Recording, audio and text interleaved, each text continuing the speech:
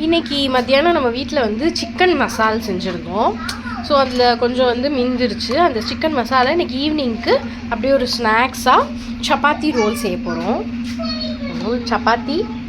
சப்பாத்தியில் கொஞ்சம் mayonnaise spread பண்ணிக்கங்க.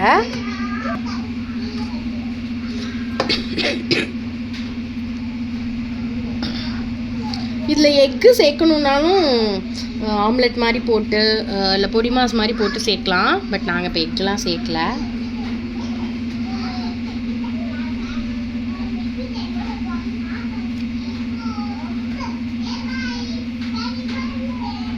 அந்த சிக்கனில் லைட்டாக லெமன் ஜூஸ் ஒரு ஹாஃப் லெமன் ஜூஸ் மட்டும் விட்டு சூடு பண்ணிவிட்டு அப்படியே கொண்டு வந்து ரோல் செய்ய ஆரம்பிச்சிட்டோம். அந்த டேஸ்ட் என்ஹான்ஸ் பண்ணுறதுக்காக மயோனைஸ் போட்டுட்டு ஒரு ஓரமாக சிக்கனை நல்லா வச்சுட்டு அது கூடவே கொஞ்சோண்டு டொமேட்டோ சாஸ் கொஞ்சோண்டு கொடுத்துட்டு அதை லைட்டாக மாற்றி விட்டுருங்க. போட்டுட்டு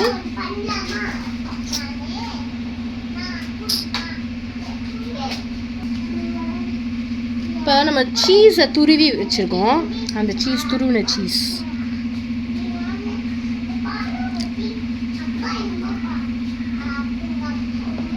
வச்சுட்டு அப்படியே சப்பாத்தியை வச்சு ரோல் பண்ணிட வேண்டியதுதான்.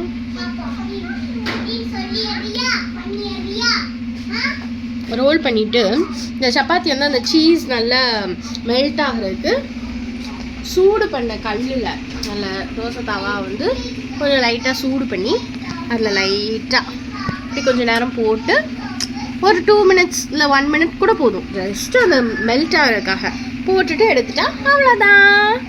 நீங்களும் செஞ்சு பாருங்கள். அதோட நம்ம பட்டர் பேப்பர் இருந்துச்சுன்னா அதெல்லாம் சுற்றி கொடுத்தோன்னா அப்படியே ஹோட்டலில் கொடுக்குற ரோல் மாதிரி ஆகிடும். வெயிட் பண்ணுங்கள், நான் வந்து இதை மெல்ட் பண்ணிவிட்டு நான் உங்களுக்கு சுற்றி காட்டுறேன்.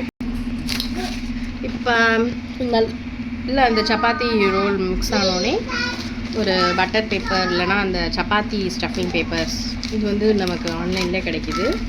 நல்லா போட்டு ஒரு ரோல் பண்ணி கொடுத்தோன்னா குழந்தைங்க வந்து கொஞ்சம் அப்படியே ஹோட்டலில் சாப்பிட்ற மாதிரி இது பண்ணி நல்லா கொஞ்சம் விரும்பியும் சாப்பிடுவாங்க. நம்மளோட சப்பாத்தி ரோல் ரெடி ஆகிடுச்சு. அப்படியே மறக்காமல் எங்கள் சேனலை சப்ஸ்கிரைப் பண்ணிடுங்க.